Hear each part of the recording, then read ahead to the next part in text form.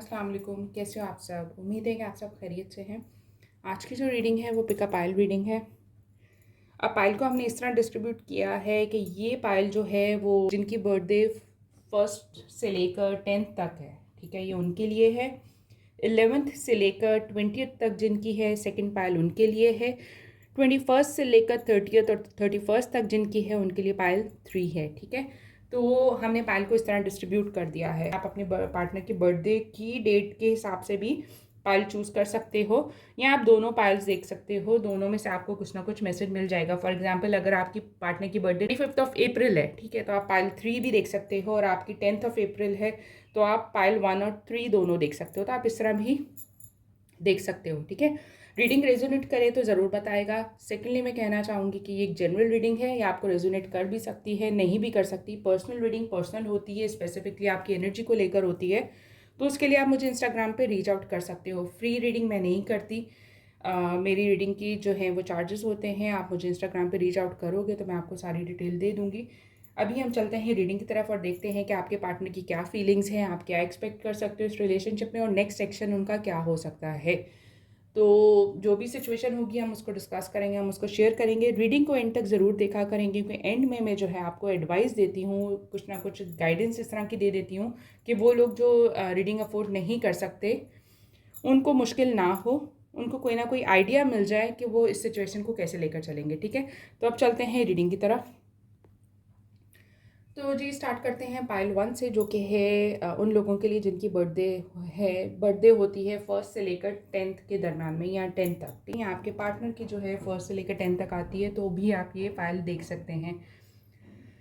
अगर रीडिंग के दौरान इस तरह की पॉजिटिव एनर्जीज आई कि इस रिलेशनशिप में पोटेंशियल है, तो हम डेफिनेटली डिवाइन टाइमिंग से जो है भी देखेंगे, डिवाइन टाइमिंग से भी देखेंगे कि कब तक एक्सपेक्टेड है चीज़ों का बेहतर होना या आगे फर्दर चलना, ठीक है। इम्प्रूवमेंट कब तक आ सकती है, तो डिवाइन टाइमिंग से भी हम मैसेज लेंगे। तो रीडिंग स्टार्ट करते हैं अब। ये एक जनरल रीडिंग है, रेजोनेट कर भी सकती है और नहीं भी कर सकती। रीडिंग रेजोनेट करे तो प्लीज़ कमेंट सेक्शन में ज़रूर बताएगा।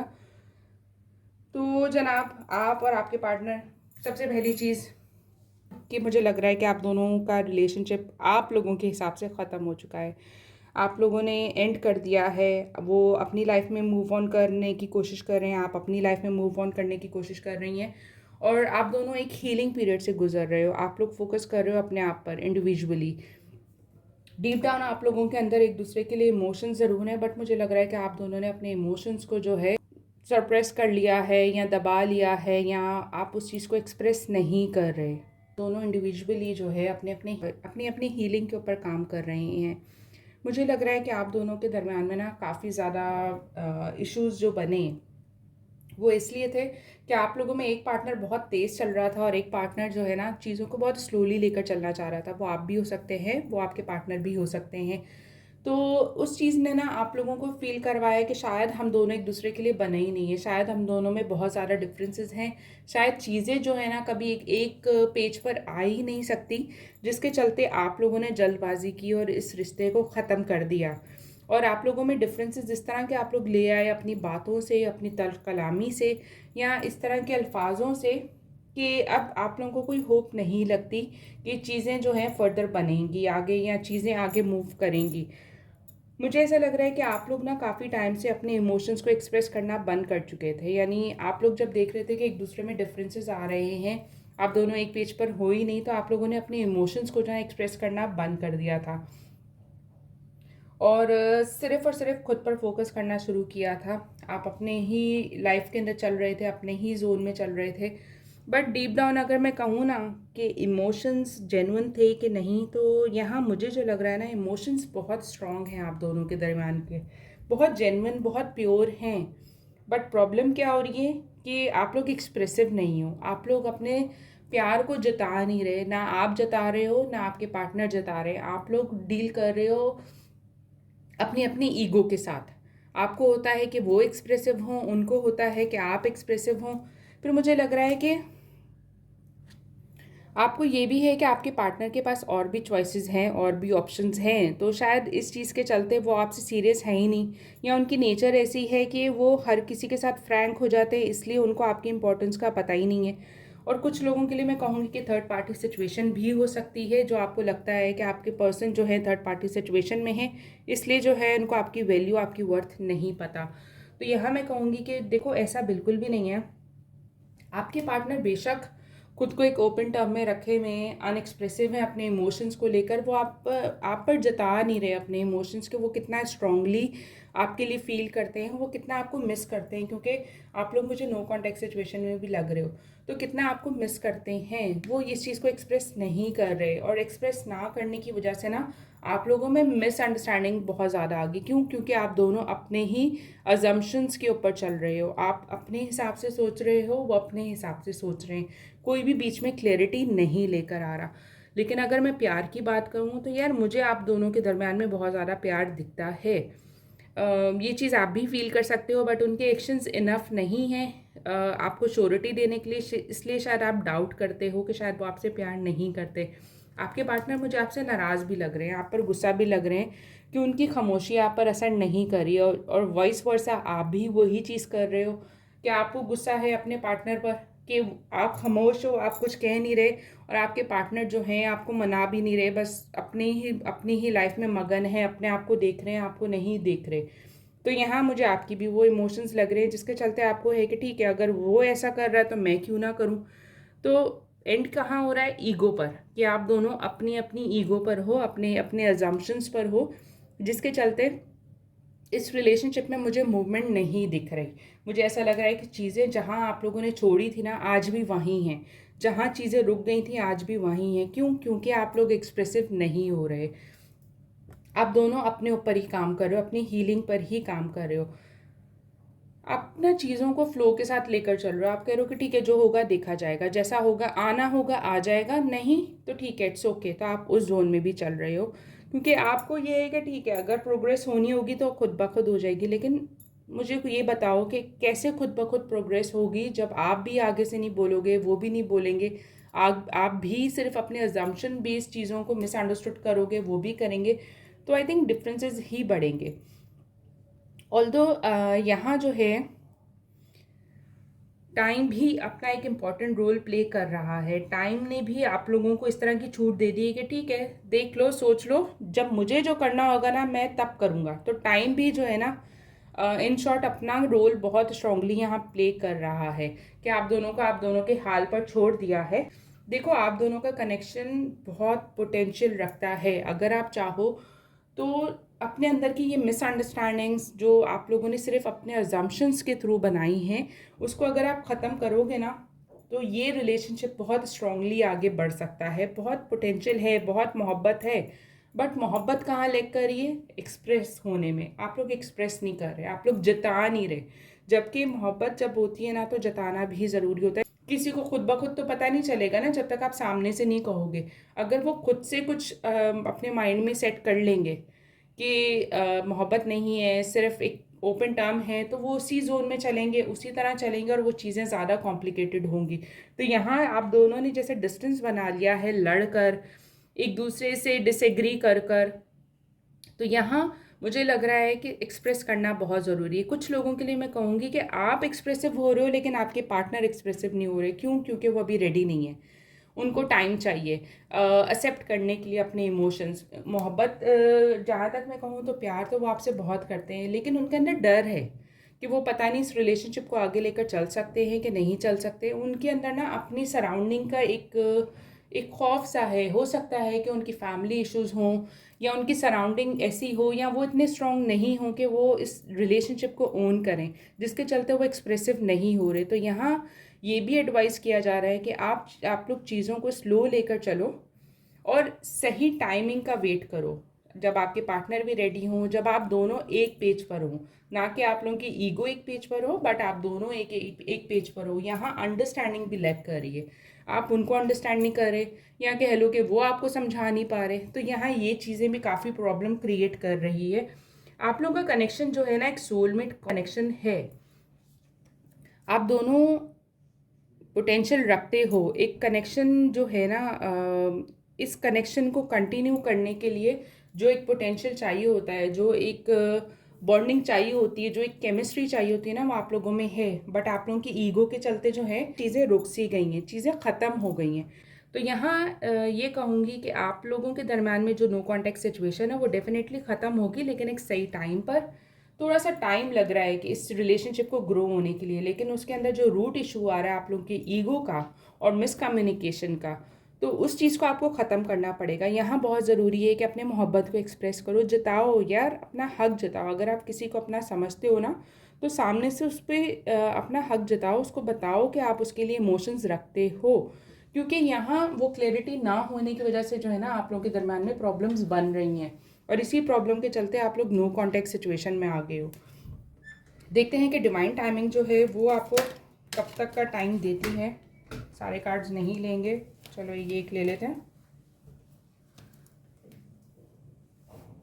क्रिसमस यानी एक्सपेक्टेड है कि दिसंबर तक आप लोगों के दरमियान की अनस्टेबिलिटी है वो ख़त्म हो जाए और चीज़ें स्टेबल फेस पर आने लग जाए, क्योंकि यहाँ भी मेंशन है कि आप लोगों को स्लो जाना पड़ेगा, वेट करना पड़ेगा और एक्सप्रेसिव होना पड़ेगा। एक्सप्रेसिव होगे तो प्रॉब्लम खुद ब खुद कम होने लग जाएंगी, और ये एक प्रोसेस है जो अपना टाइम लेगा। यहाँ यूनिवर्स भी एक बहुत मेजर रोल प्ले कर रहा है। हर चीज़ का एक परफेक्ट टाइमिंग होता है, तो यहाँ जो आप लोगों के लिए टाइमिंग आ रही है वो अराउंड दिसंबर की आ रही है कि दिसंबर तक चीज़ें जो हैं वो अनस्टेबल रहेंगी। आपको थोड़ा सा फोकस्ड रहना पड़ेगा। अभी बेशक आप लोग अपनी हीलिंग पे टाइम लो और चीज़ों को एक फ़्लो के साथ लेकर चलो, लेकिन ये भी ज़रूरी है कि आप लोग एक्सप्रेस करो। ये खामोशी जो आप दोनों अपने दरमियान में ले आए हो, उसमें ईगो मत लाओ, उसको ख़त्म करो, एक दूसरे से इंटरेक्ट करो, कम्युनिकेट करो, ठीक है। एक दूसरे को कांटेक्ट भी कर सकते हो, ज़रूरी नहीं कि आप उनका ही वेट करो कि वो आपको कांटेक्ट करे, इधर आप भी उनको कांटेक्ट कर सकते हो। जो भी आप लोगों के अंदर अजम्पशन बेस्ड मिसअंडरस्टैंडिंग्स हैं उसको जैसे ही ख़त्म करोगे तो चीज़ें जो हैं वो ऑन ट्रैक आने लग जाएंगी और थोड़ा फ्लो में आने लग जाएंगी। तो यहाँ बेहतर ये है कि आप कांटेक्ट करो अपने पर्सन से, और अगर आप वेट करना चाहते हो कि वो ही कांटेक्ट करें तो भी आप वेट कर सकते हो, क्योंकि वो भी आपको कांटेक्ट करेंगे। तो इनिशिएट कोई भी ले, कोई कोई फ़र्क नहीं पड़ता, बट बहुत ज़रूरी है कि एक्सप्रेस करना, तो एक्सप्रेसिव हो, जताओ और फिर चीज़ों को आगे लेकर चलो। पुश मत करो, एक दूसरे को फोर्स मत करो किसी भी डिसीजन के लिए। प्रॉपर टाइम लो, मिलो, बैठो और फिर डिसाइड करो। एक दूसरे के पॉइंट ऑफ व्यू को अंडरस्टैंड करना भी यहाँ बहुत ज़रूरी है। उनकी बात भी आप पूरी तरह नहीं सुनते, आप उनकी आधी बात पर ही अपना ओपिनियन बना लेते हो, खुद ही किसी ना किसी कंक्लूजन पे पहुँच जाते हो। तो ऐसा बिल्कुल मत करो, सामने वाले की सिचुएशन भी समझो। अगर आप चाहते हो कि ये रिलेशनशिप आगे बढ़े तो पोटेंशियल डेफिनेटली है, बट जो चीज़ें आप दोनों के दरम्यान में लैक कर रही हैं वो मैं आपको ऑलरेडी मेंशन कर चुकी हूँ, उस चीज़ को क्लियर करो तो ये रिलेशनशिप आगे ज़रूर ग्रो करेगा। तो ये थी पाइल 1 वालों के लिए रीडिंग। अब चलते हैं पाइल 2 की तरफ। अब चलते हैं पाइल 2 की तरफ। पाइल 2 के लिए मैं कहूँगी कि ये उन लोगों के लिए है जिनकी बर्थडे आती है 11th, किसी भी मंथ की 11th से लेकर 20th तक, ठीक है।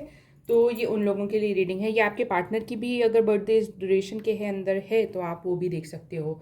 अगर मुझे पॉजिटिव वाइब्स आई, अगर पोटेंशियल दिखा रीडिंग में आप लोगों के रिलेशनशिप में, तो डेफिनेटली हम डिवाइन टाइमिंग से टाइम पीरियड भी निकालने की कोशिश करेंगे कि कब तक चीज़ें बेहतर हो सकती हैं, आप क्या एक्सपेक्ट कर सकते हो। देखें, पहली चीज़ जो मैं पिक कर रही हूँ ना, आप दोनों एक दूसरे से बहुत हर्ट हो। पॉसिबल है कि आप लोग एक दूसरे से बात भी नहीं कर रहे, नाराज़ हो, गुस्सा हो, एक दूसरे को अवॉइड कर रहे हो, एक दूसरे से जो है ना ज़्यादा बात नहीं कर रहे। नो कॉन्टेक्ट सिचुएशन मुझे आप लोगों की ज़्यादा दिख रही है। मुझे ये लग रहा है कि आप दोनों के अंदर बहुत ज़्यादा एज डिफरेंस है। हो सकता है कि आपके पार्टनर आपसे बहुत बड़े हों या आप अपने पार्टनर से बहुत बड़े हों, और कुछ लोगों के लिए मैं ये भी कहूँगी कि आप लोग मुझे मैरिड दिखते हो सकता है कि आप मैरिड हैं या आपके पार्टनर मैरिड हैं, और आप दोनों के दरमियान में जो है उनकी वाइफ हो सकती हैं या उनके हस्बैंड हो सकते हैं, या अदर थर्ड पार्टी सिचुएशन भी हो सकता है। बट फॉर नाउ मुझे जो ज़्यादा लग रहा है ये मैरिड लोगों के लिए है। ये वो लोग हैं जो किसी रिलेशनशिप में ऑलरेडी हैं, बट आपके साथ भी इनके टर्म्स हैं। यहाँ मुझे लग रहा है कि आपके पार्टनर जो है ना, आप दोनों के दरमियान में चीज़ों को ग्रो नहीं कर पा रहे, या आप दोनों के दरमियान की जो चीज़ें हैं ना वो ग्रो नहीं हो रही, वो एक जगह आकर ठहर गई हैं, और आप लोगों में तब से लेकर अब तक जो है सिर्फ इश्यूज़ ही बन रहे हैं, सिर्फ लड़ाइयाँ झगड़े ही बन रहे हैं। आपके पार्टनर बहुत ज़्यादा डिफरेंट तरह बिहेव कर रहे हैं। यानी बिगनिंग में उनका बिहेवियर कुछ और था, लेकिन अब टाइम के साथ साथ ना उनके बिहेवियर में काफ़ी चेंज आ गया है। वो इधर बहुत पोजेसिव हो चुके हैं आपको लेकर, या बहुत ज़्यादा इग्नोरेंस साइड पे चले गए। यानी जो भी इमोशन है वो बहुत एक्सटेंट पर है, बहुत एक्सट्रीम है, जिसके चलते जो है आप दोनों के दरम्यान में दूरी आ गई है। आप दोनों जो है एक दूसरे से ज़्यादा बात नहीं कर रहे। तो यहाँ मैं कहूँगी कि आपके पार्टनर इस चीज़ को बहुत फील कर रहे हैं कि आप उनसे दूर हैं, आप उनसे बात नहीं करें। आपकी एग्जिस्टेंस उनकी लाइफ में बहुत मैटर करती है। अब जब आप उनकी लाइफ में नहीं हो तो उनको ये चीज़ बहुत ज़्यादा फील हो रही है कि आप क्यों नहीं हो उनकी लाइफ में। वो अब चीज़ों को कैसे बेहतर बनाएंगे, वो कैसे जो है अपनी कही बातों से पीछे हटेंगे। वो इस तरह की सिचुएशन में फंसे हुए हैं कि ना वो आगे के हैं ना वो पीछे के हैं। और आपको लेकर जितना वो इमोशनल है ना, उनको कुछ समझ नहीं आ रही कि वो कैसे चीज़ों को बेहतर बना सकते हैं या चीज़ों को आगे लेकर चल सकते हैं। आप लोगों के दरम्यान की जो दूरी है वो आप लोगों को एक टाइम दे रही है कि जो कुछ हो चुका है उसको भूलकर आगे बढ़ो। उस जो गुज़र गया है उसको पीछे छोड़ो। अगर आप चाहते हो कि ये रिलेशनशिप ग्रो हो तो यहाँ ये टाइम आपको इसलिए दिया गया है कि आप किसी किस्म के ग्रजेस ना रखो। अपनी पुरानी बातों को भूलकर एक दूसरे को माफ़ करके आगे बढ़ो, ताकि जो है पास्ट आप लोगों को फॉलो ना करे, पास्ट की वजह से फर्दर आप लोगों के रिलेशनशिप में कोई इशू ना आए। ये टाइम आपको चीज़ों को बैलेंस करने के लिए मिला है और आपके पार्टनर जो है ना अभी अपनी सिचुएशन को बैलेंस करने पर लगे में। वो कोशिश कर रहे हैं कि जो वो आपके साथ कर चुके हैं उसमें काफ़ी ज़्यादा इनजस्टिस उन्होंने आपके साथ किया है, काफ़ी उन्होंने अपना स्टबर्न बिहेवियर आपके साथ रखा है, आपको काफ़ी डिसअपॉइंट किया है। अब वो चाह रहे हैं कि वो जो कुछ कर चुके हैं ना उसको वो बेहतर बनाएं, उसको जो है वो अब कुछ अच्छा करके कॉम्पनसेट करें। तो उनका इस तरह का माइंडसेट अभी चल रहा है, क्योंकि अभी तक ना आप ही इस रिलेशनशिप में एफर्ट डाल रहे थे, आप ही थे जो इस रिलेशनशिप के लिए फ़ाइट कर रहे थे। अब मुझे लग रहा है कि आपने जो है ना एक स्टेप बैक कर लिया है। आप इस रिलेशनशिप के लिए फर्दर फाइट नहीं करें, आप सिर्फ वेट कर रहे हो कि सामने वाला एफर्ट करे, और आप उसी चीज़ के वेट के चलते जो है ना खामोशी इख्तियार कर चुके हो। मुझे ये भी लग रहा है कि आपके पार्टनर के अंदर ना काफ़ी इमेच्योर एनर्जीज़ हैं। वो हर चीज़ को ना एक नेगेटिव साइड से पहले देखते हैं और पॉजिटिव साइड पे ना बाद में देखते हैं। और इसी नेचर के चलते या इसी आदत के चलते जो है ना आप दोनों में लड़ाई हो गई थी, क्योंकि आप उनको समझाना कुछ चाह रहे थे और वो समझ कुछ रहे थे। आपकी फ़ाइट उनसे उनके लिए थी, इस रिलेशनशिप के लिए थी, बट वो उस चीज़ को नहीं समझ रहे थे। उनका फोकस ये था कि तुम मेरे से लड़ रही हो, या तुम मेरे से लड़ रहे हो, या तुम मुझ पे शक कर रहे हो, या तुम मेरे इमोशंस पे शक कर रहे हो, या तुम मुझे जो समझ नहीं रहे। तो नेगेटिव साइड पे ज़्यादा फोकस था आपके पार्टनर का और पॉजिटिव साइड पे कम था। मुझे लग रहा है कि आपके पार्टनर जो है ना एक नई बिगनिंग चाहते हैं। वो चाहते हैं कि जो कुछ आप दोनों के दरमियान में हो चुका है, ठीक है, ये वाला पार्ट अगर हम देखें ना, ये सारा ये चीज़ बता रहा है कि जो कुछ आप दोनों के दरमियान में हो चुका है उसको भूल कर आगे चलें, आगे बैलेंस लेकर आएँ इस रिलेशनशिप में। वो आपको कुछ ऑफ़र करना चाहते हैं, वो आपको अपने इमोशंस जताना चाहते हैं, एक नई बिगनिंग चाहते हैं, बिल्कुल एक नया फेज़ चाहते हैं। वो चाहते हैं कि जो कुछ हो गया है उसको छोड़कर हम आगे बढ़ें और कोई सोल्यूशन निकालें। क्योंकि जो लोग मैरिड हैं यहाँ, वो डेफिनेटली वो अपने पार्टनर के साथ खुश नहीं हैं।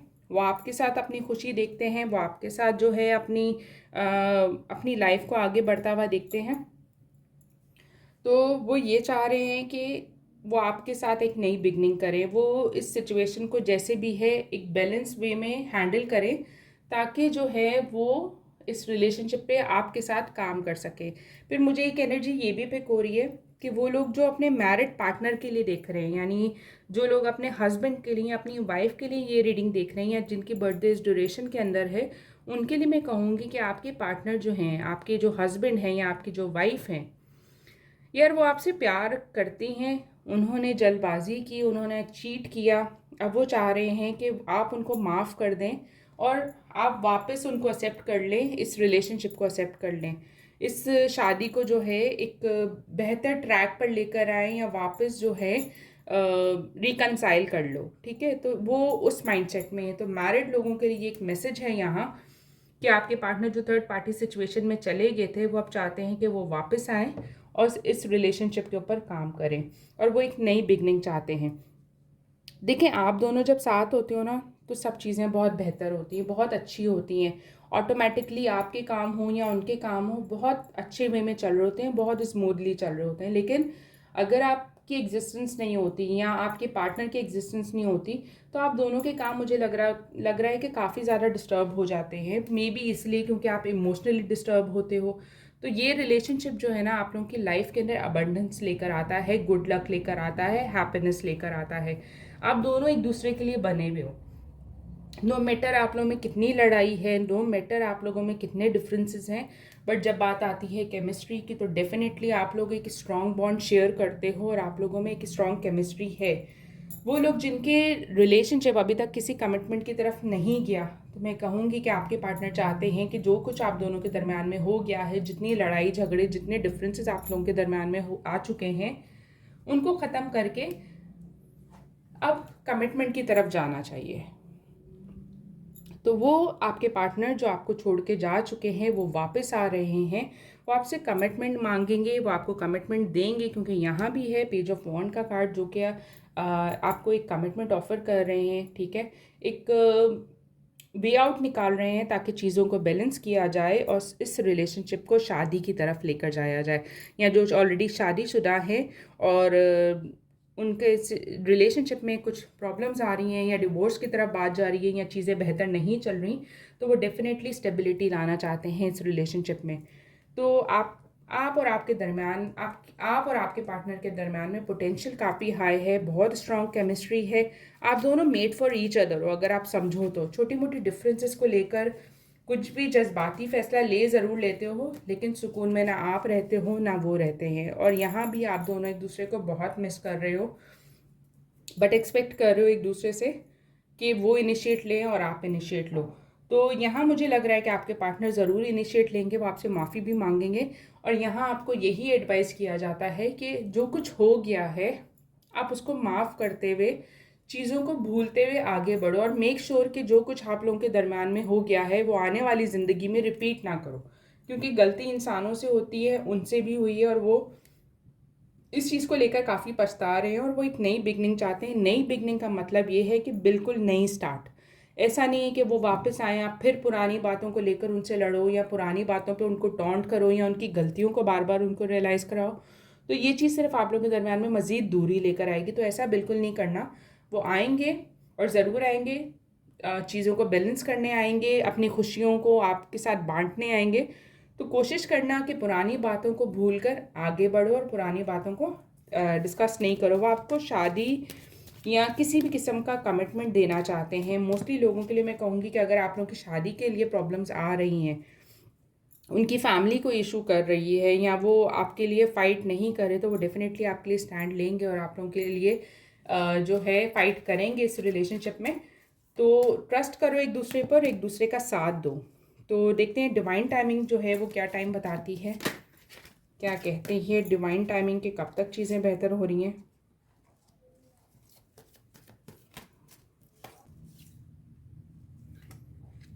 अक्टूबर।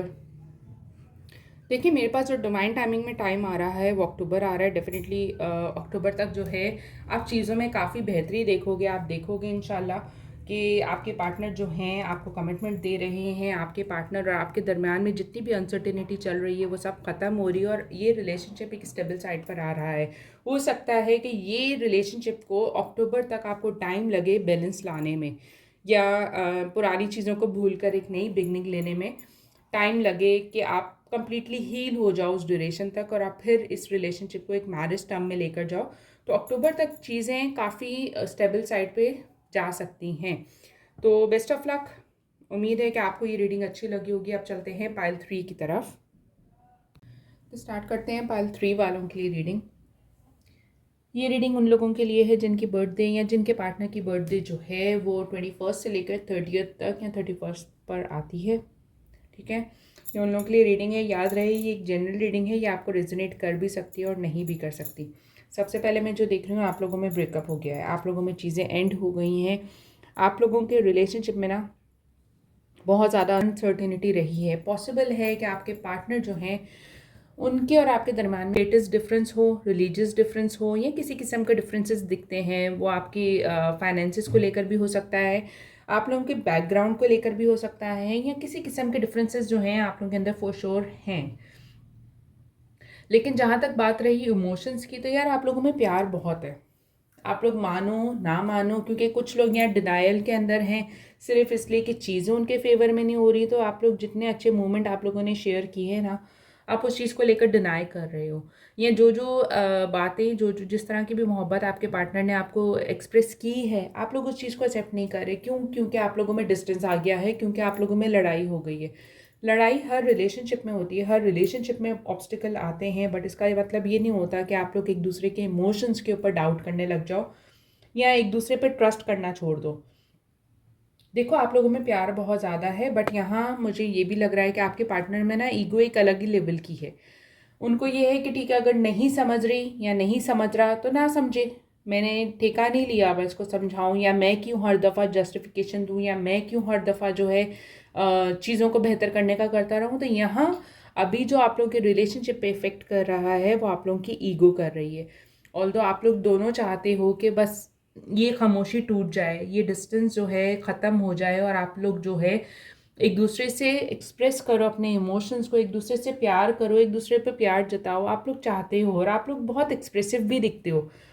लेकिन ये खामोशी जो है ना, बहुत बुरी तरह आप लोगों को इफ़ेक्ट कर रही है। मुझे लग रहा है कि अभी का जो ऑब्स्टिकल है वो ईगो के साथ साथ चलते हुए जो है आप लोगों में फाइनेंसिस की अनस्टेबिलिटी को लेकर है। हो सकता है कि आपके पार्टनर जो है अपनी प्रोफेशनल लाइफ में काफ़ी कुछ सफ़र कर रहे हों, या अपने फाइनेंसिस को लेकर काफ़ी कुछ सफ़र कर रहे हों, जिसके चलते ये डिस्टेंस जो है वो काफ़ी लंबा हो गया है। यानी लड़ाई की रीज़न तो कुछ और थी। लड़ाई की रीज़न तो आप लोगों के अंदर के डिसएग्रीमेंट थे, या उनका टाइम ना देना था, या उनका आप पर फोकस ना होना था, क्योंकि उनका फोकस जो है वो कम्प्लीटली उनके काम की तरफ था, या उनके फाइनेंसिस को बेहतर बनाने की तरफ था। और आपको ये लगता रहा कि शायद वो कहीं और इन्वॉल्व हैं, या वो अपना उनका इंटरेस्ट आपके ऊपर से ख़त्म हो चुका है, या वो आप पर फोकस नहीं कर रहे, या आपको अब वो पसंद नहीं करते, या जिस तरह की भी कह लें कि नेगेटिव चीज़ें आपने उनके लिए सोचनी थी और उन्होंने आपके लिए सोच ली थी।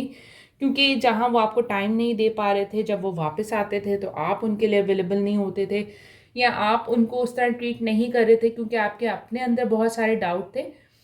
तो ये चीज़ों ने करते ना आप लोगों के दरम्यान में दूरी बना दी, और सिचुएशन आ गई नो कांटेक्ट के ऊपर, और आप लोगों में डिफरेंसेस आ गए, डिस्टेंस आ गए। तो देखा जाए तो दोनों ही एक दूसरे को मिरर कर रहे थे, दोनों ही एक दूसरे की तरह ही बिहेव कर रहे थे। यानी अगर वो आपको टाइम नहीं दे पा रहे थे, तो जब वो आते थे तो आप भी उनको टाइम नहीं दे रहे थे, या आप भी उनके लिए अवेलेबल नहीं थे। अगर वो अपनी चीज़ों को प्रायोरिटाइज नहीं कर पा रहे थे, वो आपको प्रायोरिटी नहीं दे पा रहे थे, तो आपने भी उसका बदला उनको प्रायोरिटी ना देकर लिया, या आपने भी उस चीज़ का रिटर्न जो है उनको यही दिया कि ठीक है, अगर तुम मेरे लिए अवेलेबल नहीं हो तो मैं भी तुम्हारे लिए अवेलेबल नहीं हूँ। तो आप दोनों ने एक दूसरे को इक्वली जो है वो इक्वली ही ट्रीट किया, की वजह से जो है आप दोनों के दरम्यान में प्रॉब्लम्स बढ़ती चली गई।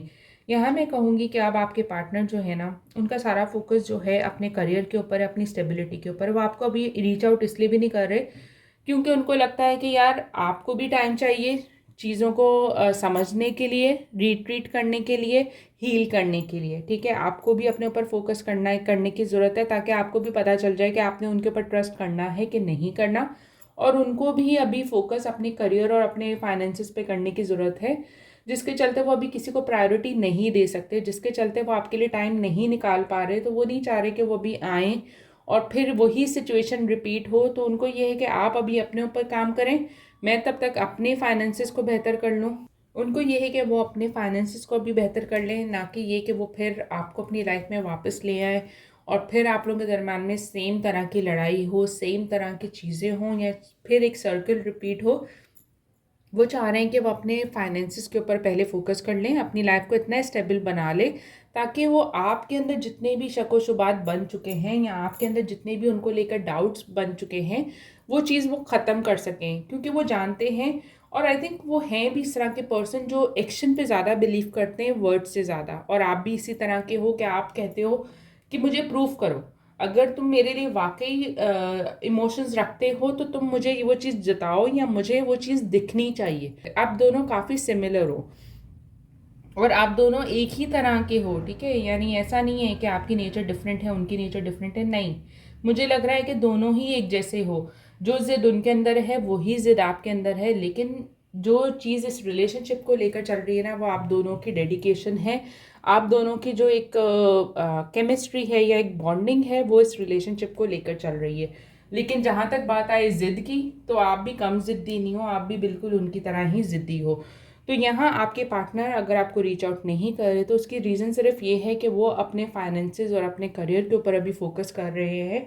वो चाह रहे हैं कि वो उनकी लाइफ में जो चीज़ें अभी स्टाबन चल रही हैं, यानी उनकी पर्सनल लाइफ में जो जो इश्यूज चल रहे हैं, वो पहले उसको हील कर लें ताकि उनका फोकस आपके ऊपर रहे और वो आपको प्रूव कर सकें, वो आपको दिखा सकें कि उनके कोई भी अल्फाज झूठ नहीं थे, उनके सारे इमोशंस बहुत जेन्युइन थे आपके लिए। और इसी वजह से जो है वो आपसे अभी बात नहीं कर रहे, वो टाइम ले रहे हैं। देखो, आप दोनों को पता है कि आप दोनों ने एक दूसरे पर कितना इन्वेस्ट किया है। आपको, चले उनको अगर हम छोड़ दें, तो आपको भी पता है कि आपके इमोशंस उनके लिए कितने जेन्युइन थे, कितने प्योर थे। और जहाँ इमोशंस जेन्युइन होना, तो वहाँ यूनिवर्स ऑटोमेटिकली आपके सपोर्ट में रहता है। तो यहाँ आप लोगों के प्यार में मुझे कोई कमी नहीं दिख रही, बट ये है कि आप दोनों एक दूसरे पे ट्रस्ट नहीं कर रहे। स्पेशली अगर मैं बात करूँ तो आपकी, आप उन पे ट्रस्ट नहीं कर रही। उनकी सिचुएशन अपनी पर्सनल लाइफ में बहुत अनस्टेबल है, बहुत ज़्यादा वो सफ़र कर रहे हैं। हो सकता है कि काफ़ी लोग उनकी सिचुएशन से वाकिफ़ हों और कुछ लोग ऐसे भी हैं जो वाकिफ़ नहीं हैं। क्यों? क्योंकि कुछ लोगों के पार्टनर्स मुझे ऐसे लग रहे हैं कि वो खुद को वीक नहीं दिखाना चाहते, जिसके चलते वो ज़्यादा बता नहीं रहे कि वो अपनी पर्सनल लाइफ में कितनी चीज़ों को फेस कर रहे हैं। वो खामोशी इख्तियार करे हुए हैं और यही चीज़ें आप लोगों के दरम्यान में डाउट बना रही हैं और डिस्टेंस ला रही हैं। तो यहाँ बहुत ज़रूरी है ट्रस्ट करना, सिचुएशन पे ट्रस्ट करना, अपने आप पर और अपनी मोहब्बत पर, कि सारे ऑब्स्टिकल्स ख़त्म हो जाएंगे। ये एक टेम्परेरी फेज़ होता है जब आप फाइनेंशियली चीज़ों से स्ट्रगल कर रहे होते हो, जब आप जो है करियर के अंदर फेस कर रहे होते हो ऑब्स्टिकल्स, तो ऑटोमेटिकली जो फ्रस्ट्रेशन होता है वो हाई होता है, चाहे वो मैरिड लोगों की लाइफ में हो, चाहे वो अनमैरिड लोगों की लाइफ में हो।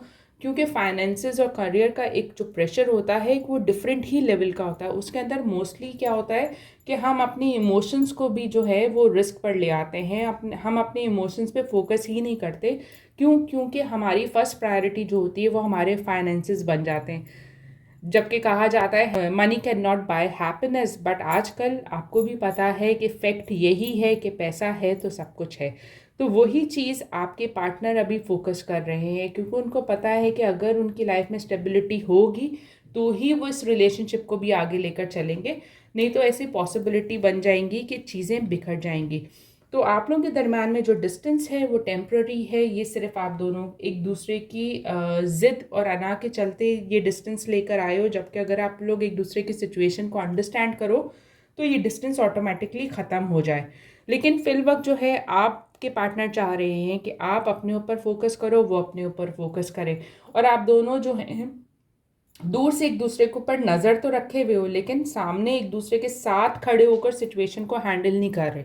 आप लोग इंडिविजुअली हैंडल कर रहे हो, जो कि मैं कहूँगी एक नेगेटिव पॉइंट भी होता है किसी भी रिलेशनशिप के लिए। क्योंकि जब बात आती है पार्टनर की और जब आप चाहते हो कि सामने वाला आपको कमिटमेंट दे, तो आई थिंक एक दूसरे की सिचुएशन को अंडरस्टैंड करना बहुत ज़रूरी होता है। लाइफ में ये सिचुएशंस बनती रहती हैं। अगर कल आप लोग शादी कर लेते हो, फिर कोई ऐसे ऑब्स्टिकल आते हैं, तो क्या आप अपने पार्टनर को छोड़ के भाग जाओगे?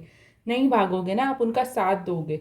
तो वही साथ वो अभी भी आपसे मांग रहे हैं, जो वो एक्सपेक्ट कर रहे हैं कि आने वाली ज़िंदगी में आप उनका साथ दो। तो वो आपसे आपका साथ चाहते हैं, लेकिन जो सिचुएशन आप लोगों में चल रही है, लैक ऑफ अंडरस्टैंडिंग की, लैक ऑफ क्लियरिटी की, और एक म्यूचुअल स्टाबरनेस है। म्यूचुअल कहूँगी क्योंकि आप भी उतना ही स्टाबर्न हो जितना वो है। तो यहाँ बहुत ज़रूरी है इस चीज़ को समझना कि लड़कर आप लोग सिर्फ एक दूसरे को दूर कर रहे हो, करीब नहीं ला रहे। तो वो जिन चीज़ों से गुजर रहे हैं वो आपको सपोर्ट चाह रहे हैं। तो नो कांटेक्ट की सिचुएशन कोई तीसरा नहीं है आपके दरम्यान में, बट यहाँ तीसरी चीज़ जो है वो आप लोगों की फाइनेंसेस और करियर के ऑब्स्टिकल्स हैं। यानी थर्ड पार्टी यहाँ जो है वो फाइनेंसेस और करियर है, जिसके चलते जो है आपके पार्टनर आपको डिस्टेंस के अंदर रख रहे हैं। पॉसिबल है कि कुछ लोग इसलिए डिस्टेंस में रख रहे हैं कि वो आपको बॉदर नहीं करना चाह रहे, वो आपको डिस्टर्ब नहीं करना चाह रहे, और कुछ इसलिए कि आप उनकी सिचुएशन को नहीं समझ रहे। यहाँ मैं आप लोगों में एक नई बिगनिंग देख रही हूँ। मैं यहाँ वेडिंग रिंग्स के भी कार्ड आ रहे हैं, तो पॉसिबल है कि जैसे ही आपके पार्टनर के फाइनेंसेस बेहतर हो जाएं, जैसे ही उनके करियर है उसके अंदर स्टेबिलिटी आ जाए, या आप लोगों के अंदर जो भी डिफरेंसेस बन रहे हैं, चाहे वो स्टेटस का हो या बैकग्राउंड का हो, वो जैसे ही इस काबिल हो जाएं कि वो उन सब चीज़ों को फेस कर लें, वो डेफिनेटली आपको जो है कमिटमेंट ऑफर करेंगे। और ये कमिटमेंट सिर्फ ओपन रिलेशनशिप की नहीं होगी, बट ये कमिटमेंट एक ऑथेंटिक वे में होगी। इंगेजमेंट हो गई, मैरिज हो गई, या निकाह का भी कह सकते हैं, भले रुखसती वो बाद में लें, लेकिन वो डेफिनेटली आपको कमिटमेंट देंगे। देखते हैं डिवाइन टाइमिंग के अंदर क्या टाइम आ रहा है कि ये चीज़ें कब तक आप दोनों के दरमियान में सही हो सकती हैं। और यहाँ मैं कहूँगी कि वो लोग जो ऑलरेडी मैरिड हैं और वो अभी जो है नो कांटेक्ट सिचुएशन में हैं, या उन लोगों के दरमियान में इश्यूज चल रहे हैं, तो उनके लिए मैं जो एनर्जी पिक कर रही हूँ वो डेफिनेटली वो यही एनर्जी है कि आपके पार्टनर अभी सिर्फ आपको इग्नोर इसलिए कर रहे हैं कि वो इतने स्टेबल नहीं है कि वो अपने फैमिली के सामने आप लोग आपके लिए स्टैंड ले सकें और इस रिश्ते को निभा सकें, क्योंकि हो सकता है कि फैमिली बर्डन, फैमिली प्रेशर उनके ऊपर बहुत ज़्यादा हो, और वो अपने आप को सिर्फ इतना काबिल बनाना चाह रहे हैं कि अगर वो फैमिली से अलग भी होते हैं तो वो आपकी खुशियों को भी फोकस कर सकें, वो आपके ऊपर भी ध्यान दे सकें। तो जो टाइम फ्रेम आ रहा है डिवाइन टाइमिंग से, वो आ रहा है सूनर देन यू थिंक। तो ऐसा है कि ये सिचुएशन जो नो कांटेक्ट की है वो बहुत जल्दी ख़त्म हो रही है, इतनी जल्दी जितना आप एक्सपेक्ट भी नहीं कर सकते। आउट ऑफ ब्लू सब चीज़ें आपके फेवर में चली जाएंगी, आउट ऑफ ब्लू जो है आपके सारे मामला ठीक हो जाएंगे और लीस्ट एक्सपेक्टेड टाइम पर होंगे। यानी आपको अचानक उनकी कॉल आ सकती है, अचानक मैसेज आ सकता है, अचानक वो आपको रीच आउट कर सकते हैं रिकनसाइल करने के लिए। तो अच्छी एक्सपेक्टेशंस रखें, पॉजिटिव जो है सोच रखें, इंशाल्लाह जो है आप दोनों के दरम्यान में चीज़ें बेहतर हो रही हैं, चाहे वो अनमैरिड कपल हो या मैरिड कपल हो। तो ट्रस्ट करो अपनी सिचुएशन के ऊपर, हैव फेथ, कोशिश करो कि एक दूसरे के साथ अच्छे बुरे टाइम पे खड़े हो, अपनी ज़िद को पीछे छोड़ो और अपने इमोशंस को, अपने प्यार करने वालों को वैल्यू दो। तो यहाँ बहुत ज़रूरी है, ये एक टेम्परेरी फेज़ है जो गुजर जाएगा। आप दोनों का एक मुझे अच्छा फ्यूचर दिखता है, एक अच्छा इंशाल्लाह चीज़ें आप दोनों के दरम्यान में बेहतर होंगी, तो परेशान बिल्कुल मत हो। तो ये है पाइल 3 वालों के लिए रीडिंग जिनकी बर्थडे है 21 से लेकर 31 तक। तो अब अगर रीडिंग पसंद आई हो तो प्लीज़ कमेंट सेक्शन में ज़रूर बताएगा, रेजोनेट की हो तो वो भी मेंशन करेगा। फिल वक्त के लिए अल्लाह हाफिज़।